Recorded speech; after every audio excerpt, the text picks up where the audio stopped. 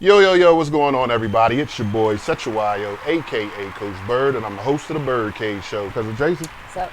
we are back at it, episode 65. We are pumping these things out. You know what I'm saying? Yeah, you know we had a discussion about these episodes yesterday. Okay.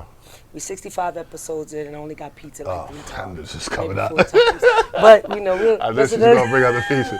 I set myself up. You see how I gave it the alley-oop for that one? Yeah, and I took it, And you laid it up. As you should, as you should. Yeah, you know the deal originally 64 episodes ago was I worked for pizza. Needless to say, I've been working 65 episodes now. Well, 63, because I came on like episode 2. So 63 episodes, and I got pizza 3, maybe 4 times. Today, special guest in the cage today, you know what I'm saying? You know, our girl, our good friend, you know what I'm saying? Another Camden High. We got a lot of Camden High alums on this show. Yeah, well, I'm trying. I was going to say. Exactly. Exactly. So we got our girl, DESI Shelton, sitting in the cage on the couch with us today. Why don't you just say what's up to the people real quick? Hey, how's everybody doing? And thank you guys for having me. Thank you for so coming much through. For having me. I don't know what got into them that they said yes. First of all, what's your target market? You gotta let me know what your target market is before my mouth gets running. It's all good. We keep it real here. Yeah, this is the BYRDCAGE. We keep it that goes thing down in the BYRDCAGE. Genuine, 100% genuine. You know what I'm saying? That's what's up. Today we brought DESI on because, you know, I know a lot of our viewers probably know this, but a lot don't. You know what I'm saying? I'm sure we'll find out some things that we might not have known about her.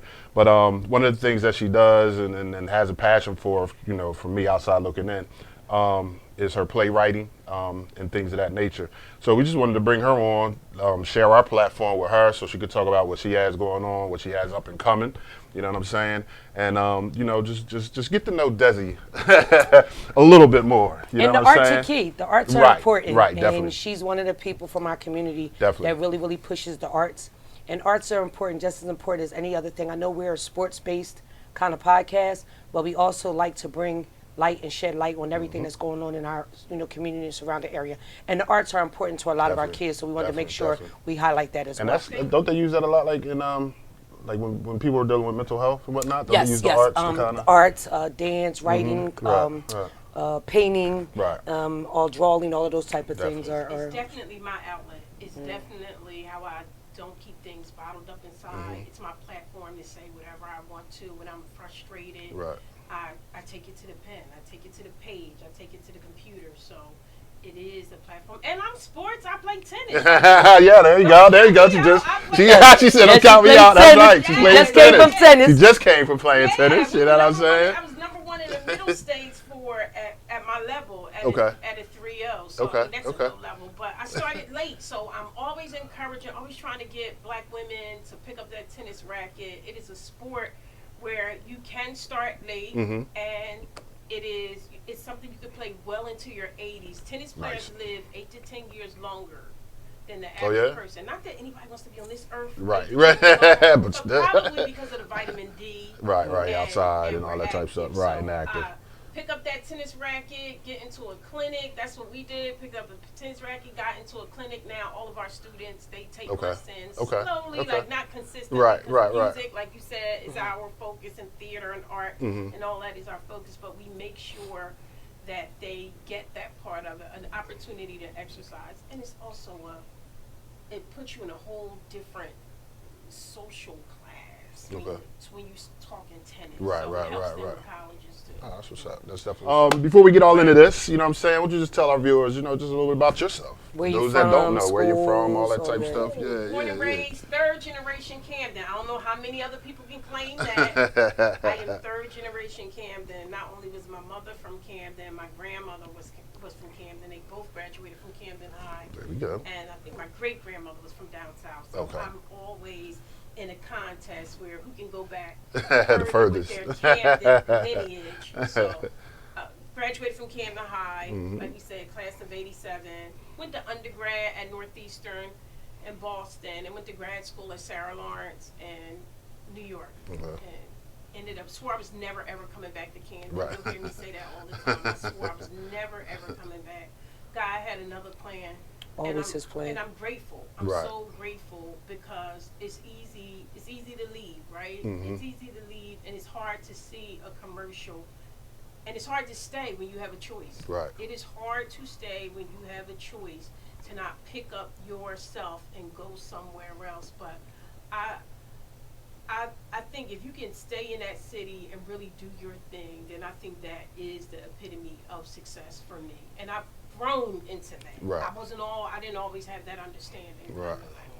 Nice. So let's get right into it. What made you get into wanting to pick up the pen, or you know what I mean, do your thing on the laptop? I guess now, you know what I'm saying. Heart, it wasn't nobody chasing me. I was running from a broken heart. No, and I made this promise to God. I said to God, if I could look at Him and not want to die, because I was so hurt. Talk about mental health. I was so devastated that I, the great DESI Shelton, had a baby out of wedlock. That was traumatizing for me. We just didn't come from that in our family. Right. And then back then, in my generation, it wasn't okay. Right? It wasn't okay. It wasn't something that you celebrated, or maybe it was just my family. And I feel like we were the first generation to do that, having children out of wedlock. And it was hard for me to get over. I always wanted that. I used to have the monogram dream, right? People have other dreams. I wanted all of the monogram on my towels in my home to have the same last name. And not that it wasn't for me, it was for my mom and my sister. We all had the same last name. But I saw the trend popping up where different fathers and things like that. And I just didn't want that at all. I wanted something different because I always thought I was something else. So when I had this child and I wasn't married, and then I got the memo, he did not want me. He was not marrying me either. Was not thinking about marrying me. I was totally devastated, and it took me 7 years to get over that heartbreak. And I just remember, and I never knew at that time, when I made that promise to God, I remember him walking through the door, and I'm saying him because I ain't giving up the name, fill in the blank. I remember him walking through the door with his fine, tall self. I remember walking through my mom's screen door with his fine, tall self, and I went, I just gasped, my heart dropped. And when he left, I just said, God, if I could just look at him and not want to die, I promise I'll tell him. And fast forward, some years had gone by, and I had gone to grad school, and I was searching for my calling. I didn't know what I was called to do. And I got on my knees one day and I just prayed. I said, God, please tell me what I'm called to do. I'm tired of running. I was living in Jacksonville, Florida, and just as short as I got up, it was almost like he played a movie, like that big screen, and he reminded me about the power of film and the power of theater. And Malcolm X, it was the autobiography of Malcolm X that I watched, and it was Steven Spielberg, the Prince of Egypt, that had such an impact on my life.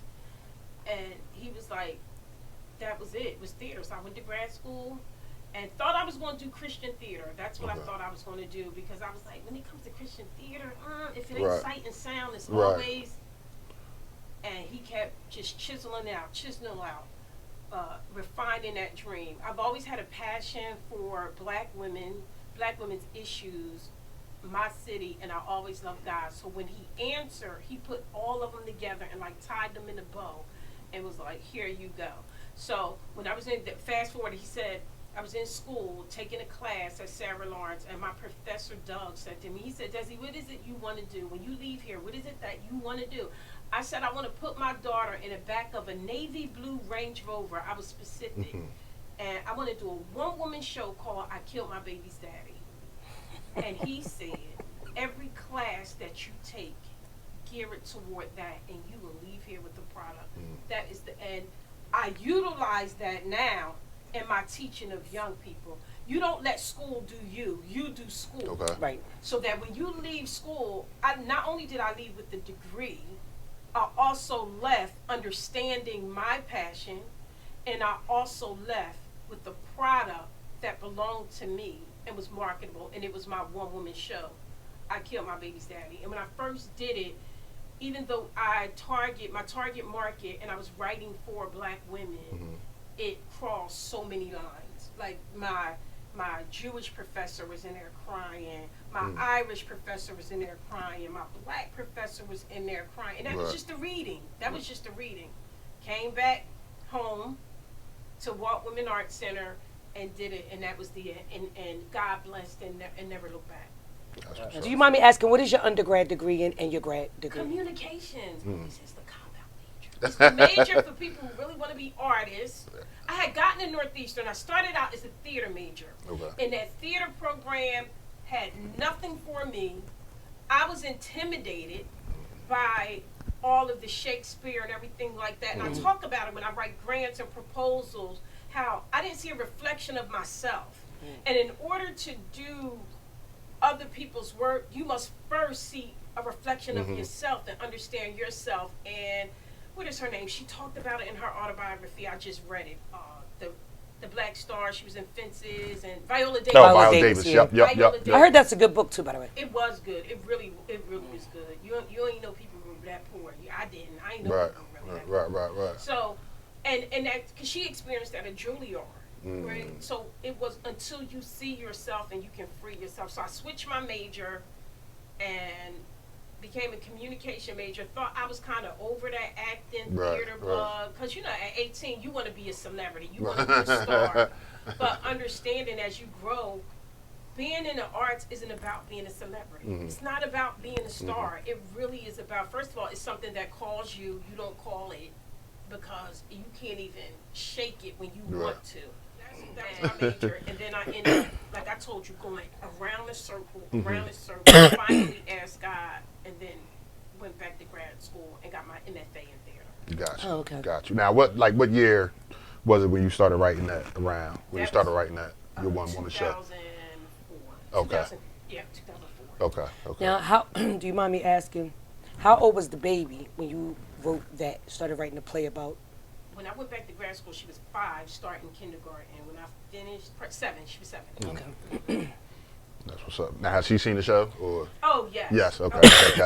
She doesn't want, she works in the industry in television right now. Okay. Oh, how old is she now? I'm sorry. 25. Okay. Oh, wow. Okay. And she wants absolutely nothing to do with, and she can act too. She acts really well, but she was like, no. Every time I look, my life is on the stage. No, thank you. No, thank you. So she likes being behind the scenes. Gotcha. She's Gotcha. doing costume right now. Okay. Nice. Nice. Now, you actually just talked about it a little bit, the importance of people of color telling their own stories. You know what I'm saying? And not only people of color telling our own stories, people from, I'm clear about the social economic level that we come from in Camden, right? And even if you don't do bad in Camden, it's still a whole world out there where money is a little different. And it's also important for us to tell our stories. That's why I wanted to do it, to tell the stories from our point of view. Like even like a black middle class woman's issues might not be a black woman's issues that's from a different social economic level at all. They and how you view the world, how you really navigate through the world is a little different. And they like to make our issues invisible, right? And because if I make your issues invisible, then, and I don't humanize it, then I don't have to deal with it. I don't have to deal with it. So. But I say that all the time in the workshops I do, because I do mental health workshops. I tell people, it's my story to tell, and I control the pen to my story. I write my story, right? Yes.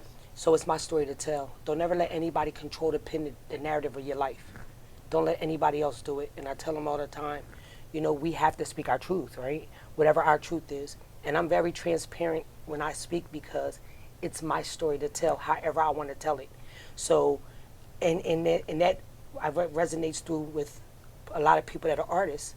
They tell through their music, through their plays, they tell their story because it's their story to tell. And however you want to tell it, it's your. That's what I tell kids all the time. I'm like, and it's like my professor told me that's what the art is for. It's for that, to tell your story. When I was complaining to Spencer, who's my playwright and professor, and I was like, there are no black. I don't want to study this canon. I don't see any black women in the canon. He was like, Desi, nobody cares. He said, that's what the art is for. And that was, and I picked up the pen and didn't turn back. And I always swear I'm not writing any more plays. I'm not a playwright. Oh my gosh. But did writing the play, help you heal? Woo! Honey, I guess if that's I a had yes. smoked cigarettes, I would smoke a million cigarettes. I still see the imagery. If it were a film, I still could see me in that library, on that computer, writing some things, getting up, and just walking out the door and going back and pacing. Like if you were watching it, you say, "What's wrong with this girl? Something is wrong with her," and crying. And even when I went to perform it, I would have this conversation in the dressing room with God, and I was like, I spent years trying to get over this and forget this. You want me to go out on stage and relive it? Because that's what acting is. You have to relive it in that moment. I'm not commenting on it. I am putting myself back in that situation, putting myself back, my feet go back in the stirrups. I go back to the hospital room where I see the lights. I smell the smells. I have to experience that birth all over again and all of the issues that came with that. So it's a fine line. Gotcha. Now, most of your ideas, is it just, things that happen that you've experienced, or do you have some things that you might just like, I got an idea, I'm going to write about this? Listening to the people in the hood and listening to their stories, and you kind of hear it a lot of times, and you start looking at it from a different lens, and you say, all right, now let me explore that. You start exploring and investigating. So some of them happen to me, and some of them don't. Even in I Killed My Baby's Daddy, some parts are fiction, some parts are true. Right. Dramatized. Gotcha. I always deal with issues, and I Killed My Baby's Daddy, we deal with postpartum depression. Okay. In the black community, because we don't talk about, we don't think that that's real, and that was really real, postpartum depression. And I like to bring the light and have discussions with our women through using theater as the tool, as the key to say, hey, you're not alone, this does exist. And even if you don't have the heart to get up on stage and be transparent, like you said, and tell your business to everybody, seeing someone tell that story goes like, it makes it relatable. It makes you, when you tell your story, like for me, when I tell my story and my audience that I address, somebody in that audience may be going to do the same thing. And because I deal with mental health, our people were always programmed not to talk about it. So when I speak about it, and I speak it very transparently, and I speak about it in detail, people are relieved to know that they're not alone struggling. And they're feeling like, you know what, if this woman can stand in front of 200, 300 people on a platform and talk about all of this, it's okay for me not to be okay. You know what I mean? So, and you're right. It's when you become relatable, when you tell your story, and women can sit at the play and be like, you know what, I remember that, and I felt that. Ooh, you know what I mean? I was there. Cried in my arms after that show, and I had an actor that I really wanted her to pick it up and continue with it, and she went to Atlanta and did her thing out there, and not that she couldn't take it there to Atlanta. Now that I'm sitting here thinking about it. Right. I probably should call her when I leave, but I remember I was doing a show in DC, and I saw an audience member. She was just squirming in her seat like this the whole time, and she kept squirming. And audience people don't do that unless they're extremely uncomfortable. And after the show, she comes to me and she said, "Who told you?" And that was like, I was like. Nobody told me her story. It was just so relatable. Wow. Do you have a team? Like when you write your plays, you run it by somebody, or it's just a whole DESI production? Yeah, no, I write it. I try to run it by God just to make sure. I feel like the ideas always come from Him. Okay. Just to make sure that I'm on point, that it never becomes a DESI show, because life can be about me, right? It can be totally about me, and I just want to make sure that I'm really serving His people. Like I'm really, really serving. Even like yesterday, I was checking in. I was like, God, I don't want to be up and down with you. You know what I mean? I want to be real faithful. I really do want to serve your people in a way in which he wants me to, right? So that's really what it's about. It's about serving God's people using theater. Right. And, you know, it might not be. You might see it and be like, that's serving somebody? You sure you serving God's people talking like that?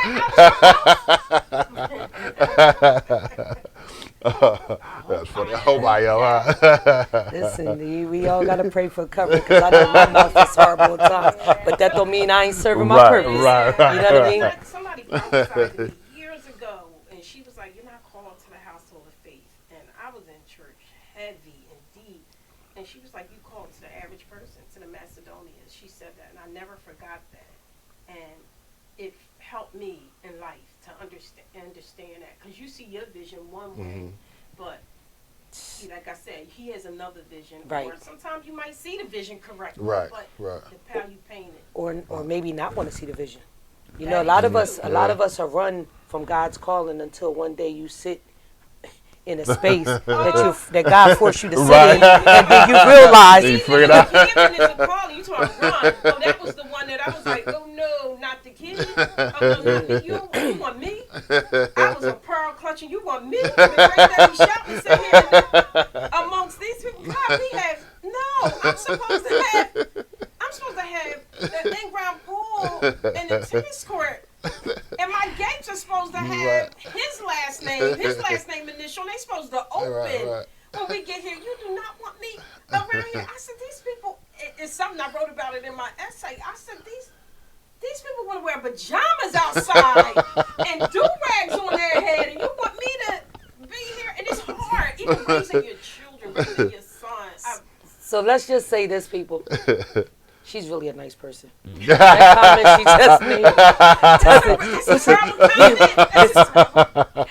I'm still there. Listen, it's folks out there that say that I'm a little bit bougie, but listen, she all right. She didn't mean nothing harmful. No animals was killed while filming this. You can't be too bougie with your finger toenail polish. It's a balance. Oh man, that's funny. What's some of the obstacles that you faced? I mean, you know, you're a black woman, and you know what I'm saying, and that they're not giving out awards for our stories, and if they give out awards, it's usually not us telling them, right? So it's usually not us at all telling them, meaning black women telling them. One of the reasons why I did it during that time, it was like 3 movies out, 3 TV shows. It was Tyler Perry, Martin Lawrence, and it was somebody else, and they were all dressed as black women.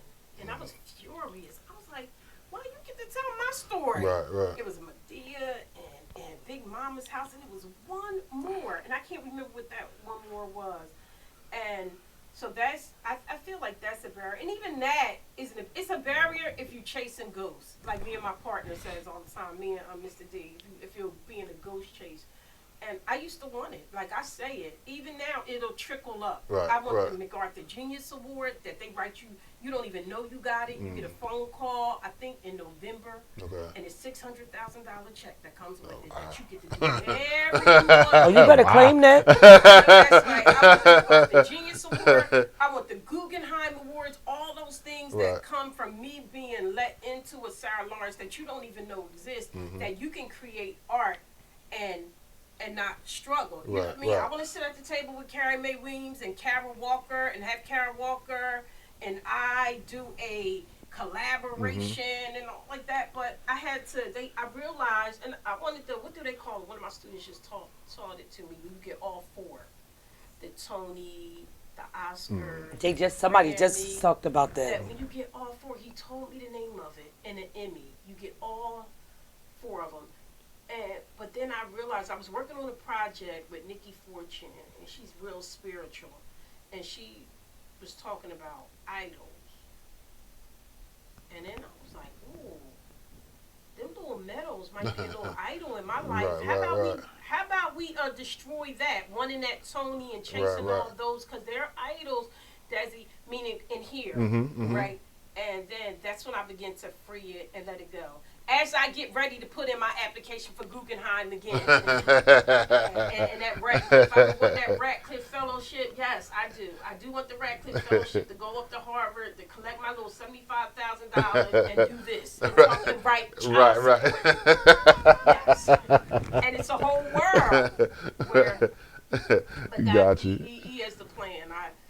I applied to Yale MFA, and the night that I went to audition, this was in acting, I lost my voice.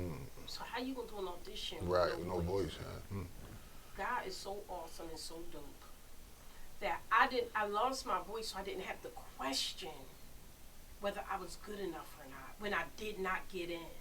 But me not getting in was one of the best things that ever happened to me, because I probably would not have come here. You don't do the Yale track and go back to Camden and save your people. But you do go one of them liberal arts schools, one of them small liberal arts schools that you go, and then all of a sudden you want to go back and help everybody save their people, when you really realize it's your people saving you. We have a new project in the works, so let's talk about about that. I was so ugly yesterday morning, crying and ugly and trying to get this last monologue out, and I'm listening to the music, and so it's called Child Support. Okay. And I say it's the third part of the Camden trilogy. Now I done wrote about 4, I don't know how many plays. I don't even count them anymore, to be honest. And I all say it's part of the Camden trilogy. So this trilogy it's kind of bookends I Killed My Baby's Daddy. Okay. So we see at the end of I Killed My Baby's Daddy, we see a Johnny who is the main character, and her daughter who's like 6 years old. And now we see her daughter, or Johnny, getting at 18. Her daughter's 18 and on her way to college. So it is the whole issue of child support. Again, listening to people talk about child support in the hood, and listening to the issues that we have and the perspective that I have on child support. I've been tussling with my dramaturg, because when you hear the play child support, you automatically think that it's going to be woman bashing. That's what people always, man bashing. People always think my stuff is man bashing. I Killed My Baby's Daddy, they thought it was that. But it's not that ever. It's always having a conversation with black women. And let's talk about this whole child support issue that is still, I just say the word and it gets me right here. Right. And we're in the process, we're doing a reading of it Tuesday. Okay. And I have some people coming from up North Jersey that's interested in producing it, and I'm going to do that for them at 1 o'clock. And then I don't know the other time, we'll do like 5 or 6, another reading of it. And you know the journey of a play, you do the reading of it, then you do the workshop of it, and then you do the full production of it. So, and it's getting closer and closer. It's amazing to hear this idea go from my head. Right. And to watch it come to fruition and getting the words just right, making sure that the message I'm talking about is not misconstrued. Gotcha. Now, I mean, because to me, it sounds like that's damn near a 24-hour type situation. Is that all we do when you're working on your projects, or do you also have like a job or other things you gotta? How's that happen? Because this sounds like a lot of work to write a play. You know what I'm saying? To make it good, like. Artist for I don't know how many years. I was a full-time artist since 2004, since I graduated high school. I've been so blessed to be that, and I took it for granted being a full-time artist until she's now my managing director. She wasn't at the time. She said, "You know that." She said, "You really lived a privileged life, Desi. There are not many black women that I know," she said, "if I know any outside of you that can say they live their life as an artist." So, but it was a blessing, right? Being able to be a full-time artist, and I've got some nuggets along the way. I remember asking the guy, Anthony Tyrone, how do you do it? He had his own business. He was an entrepreneur. He gave me a great piece of advice. He said, "Keep the overhead low." And I was like, wow. So keep the overhead low. So when I say it's a choice, where maybe I could have moved to Rittenhouse Square, so my mouth says, because I'm not a suburb girl at all. And if I had to live in the suburbs, it would be Haddonfield. So maybe where I could have moved to a Haddonfield, I don't even know what their houses cost now. I stayed in Camden, so I didn't have this astronomical mortgage or this astronomical car payment, where I knew that this was or let's say better yet, God knew that this was going to be the focal point of my life. What we got going on in the future? Just more tremendous plays and playwrights. And you know, we do the musicals, we write musicals, and that started out because I said to my partner, no city worth its salt does not have its own nutcracker. And we did not have a holiday musical where you could dress your children up and take them to and let them sit back and see themselves on stage at a high quality. Even my production values now, like art costs money, real money, yes. The production values, and I'm grateful. They're still not what I see in my head as we do. Child support is really because I want to. Circling back to that, it ain't even about me. It's about the next generation.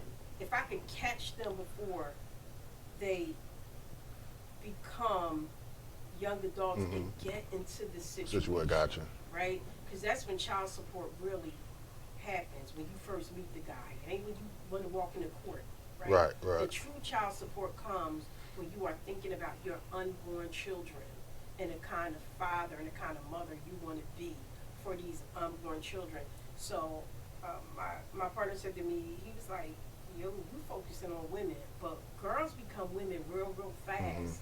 And if you really want to make a difference in this city, you better talk to them that's 12 years old and even younger. So it's about, if I could plant seeds to them, because there's a high, and doing the research, it's like 40-something% of African American children that's born out of wedlock.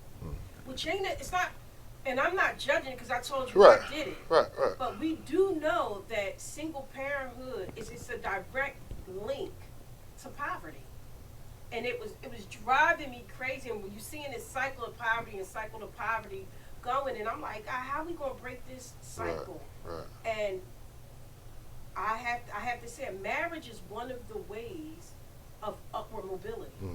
And that is one of the ways that you get to climb the upward mobility ladder, economic upward mobility ladder, easier. It's not the only way. Right, I understand. But it is one of the Mormons believe in it. That's why, they can go from this level to that level. And I don't know if our girls know that. Like, I know I didn't. I know I did not, and it's interesting to me because if we'll have a plan for sports, we'll have a plan how to buy a house, we'll have a plan for everything else, and we will have researched it, but when it comes to the most important thing, like our lives, and for women, that's important, who you spend it with, because a guy can come and jack your whole baby. Act like they can. What? Sex naked. I'm telling you, you can be on your yummy, mukmeen, doing your kick step, everything. You hook up, fall in love, everything is fine. When you fall out of love, next thing you know, you can't get out of bed. Baby. You don't care about that job at all. And it's something, we're built differently, and I accept that, right? I totally accept that. And we have to stop ignoring that part, because in order to address it, right, and to really be able to deal with it, we got to really understand that as women, that doesn't, like guys, they might have a heartbreak, but they ain't not going to work, right? They're going to stick to their purpose. They're going to do what they got to do. They might get with somebody else. You can't even look at nobody else till you can try to fake it. Nobody is, and so I start scratching around and digging deep within myself and I start asking God, how do we stop this cycle? And I started asking questions. I'm always asking questions, and I realized this generation that we are dealing with right now, like these young, it's a lot of them who not only were their moms got married, but their grandmothers wasn't. That part. And I didn't come from that. Like my mom was married. We were the first generation that did the baby mom thing. My grandma was married. And this this generation, when they say their grandma wasn't a wife, so who gonna teach them how? Like you Right. said, But that's who gonna teach them how to be right. wives? Right. And see, and that's the thing. That's the thing about our young men too. And I'm gonna just tap into our young men. Y'all want these young men to be fathers, but who was a father to them? They didn't see the example. So when you see a young man who got it together, including this one, Right. his father was there. Yes. You know what I mean? His parents were married. Love that house. Now You this, got single family house, all that. Like, my single family, all brick home. And I can have a pool and a tennis court. Right there. right in the hood. Yeah. We get out of here. Any shout outs, anything to anybody you wanna while you have this platform? So if you are, I don't know, when do we air? Monday. Oh, Monday. good. So if you can go on to all them pages. I'm not a social media girl. I shouldn't say that. We have people that do that. And if you can, this is just an intimate setting with the reading. And the purpose of a reading is to get the feedback, to listen to the dialogue and get intellectual feedback before we put it up on its feed as we continue to grow. Please go on, reserve, come through. You know we're going to eat and come to the reading and look forward to the full production. I call it child support, a game nobody wins. So, can you give us your? Yeah, where can they find that? Find that info at. I was supposed to come with that. Camden Repertories. Camden Repertory Theater. Hold on a minute. Wait a minute. I'm like, I turned off my phone. No, It's all good. we'll get it. We'll Yeah, get you it. just text We it get to it. me. Yeah, We'll just get it. text me. Okay. So all her Go stuff ahead, will be just- posted as usual per with all our guests. Stuff will come across the screen.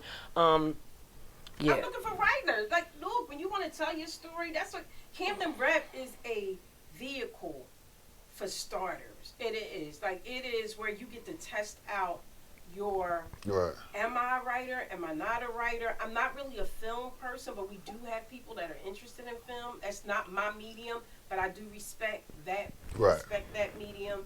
And people that want to act, everybody know I'm serious about it. So if you think you want to act, you're going to come here and realize how hard it is. It's day in, day out, rehearsals and things like that. So we're always looking for actors. We're always looking for performers. We're always looking to hear, like you said, the Black woman's story, because we are a theater company targeting Black women and Black women's issues. And You want to hear my story? Yeah, there you go. That's great. I was thinking the same thing. You get I've been told in the last 5 you years might that I well need go to write start a writing book. that stuff down. Yeah, I've been with all of it. Yes. because yes. it ain't baby. about you. It's definitely ain't. Yeah, I need to someone put that needs out there. Yeah. Yeah, someone needs that. So Yeah. thank you Definitely, again. definitely. Like I keep saying, Thank sometimes you. I'm stingy on my thank yous. I appreciate. Thank you for spending time with Yes, us. thank you. Because we thank know you, you're thank busy. you. Yes. You came straight from tennis. Are we really? I'm supposed to be on the other side of it. I'm supposed to be taking. Well, I had this conversation, and I know it's a wrap up, but I had this conversation with someone. My busy now is about business, right? And this is the moment I prayed for, so I can't complain. So when I'm running from place to place to place, doing this, that, and the third, like when I leave here, I got to go to another event to show my support to someone else. This is what I prayed for. This is the moment. So God finally, so true. this is the moment. And it took me putting everything in place. It took me putting my obedience, my service, my belief, my faith, all of that together. You understand what I'm saying? Wrapping it up. And then God gave it to me. It's his timing. So I can't even complain. But I am busy. But I'm busy doing business. Busy So doing when you see business. me out there, and I'm very grateful because you see me out there, I'm usually repping. So I had things like all day I've been running. But I'm happy and I can't complain, right? That's what's up. That's definitely what's up. Desi, we appreciate this. You know what I'm saying? Definitely appreciate this. You know what I'm saying?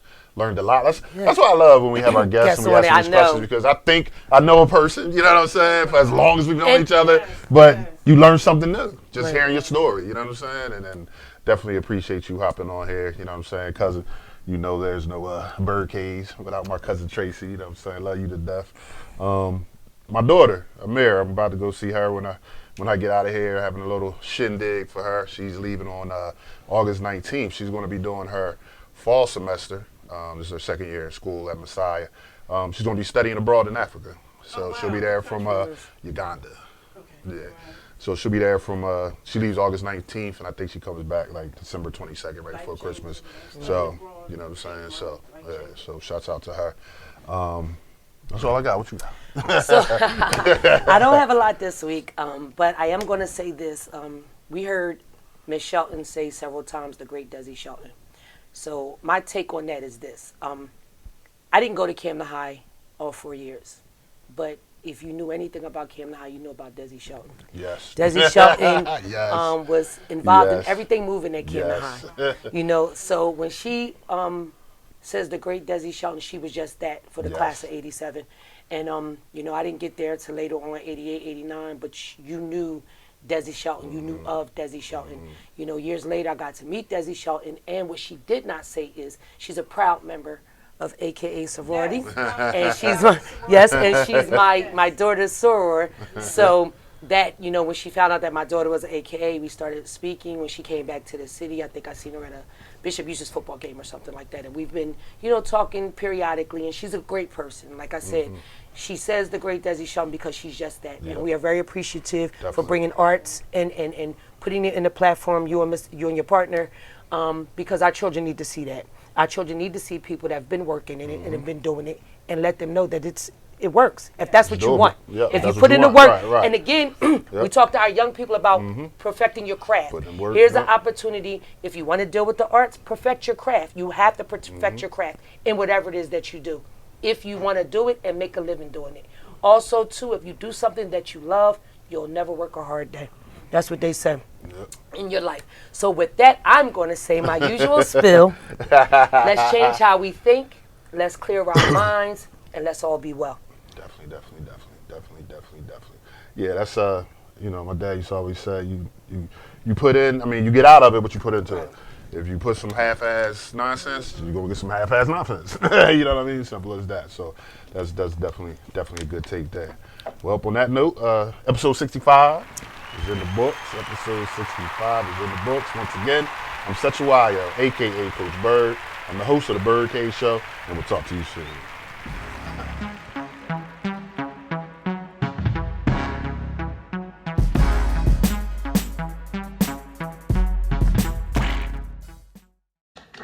It was a stone groove, my man.